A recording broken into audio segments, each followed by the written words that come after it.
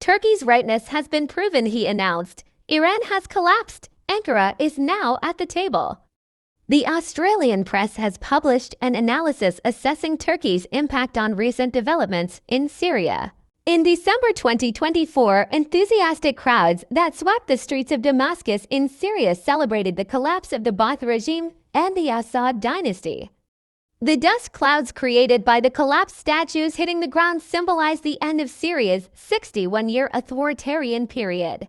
This development represents the beginning of a new geopolitical era not only in Syria, but also in the entire Middle East. With the collapse of the Baath regime and the Assad dynasty, the future of Syria and the region entered a period full of uncertainty. However, the picture that is currently emerging indicates that Turkey will become a more influential player in the Middle East. The collapse of Saddam Hussein's regime in Iraq in 2003 was an important step for Iran on its path to regional dominance. Similarly, the regime change in Syria in 2024 presents new opportunities for Turkey in the region. The collapse of the Baath regime increases Turkey's potential to expand its geopolitical influence. Between 2013 and 2017, Iran reached the peak of its regional influence in the Middle East. Leaders such as Qasem Soleimani, Mohsen Fakhrizadeh, and Amir Ali Hajizadeh implemented the axis of resistance strategy and made Iran a significant power in the region.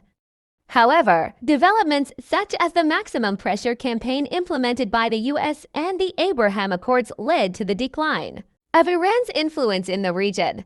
The destruction of Gaza, the defeat of Hezbollah, and the collapse of the Assad regime accelerated the collapse of the Iranian strategy. The change in the geopolitical order in the Middle East is preparing Turkey for a new leadership role. Ankara, which wants to increase its influence in the former lands of the Ottoman Empire, adopts the strategy of maintaining its military presence in the border regions and ensuring the formation of effective administrations in neighboring countries while continuing its historical reckoning. Ankara believes that it has proven its long-standing Syria policy right with the collapse of the Assad regime. Turkey and Qatar have drawn attention as the two countries that have continued their opposition to the Damascus regime most strongly. It is clear that Turkey will compete not only with Iran, but also with Saudi Arabia in its quest for hegemony.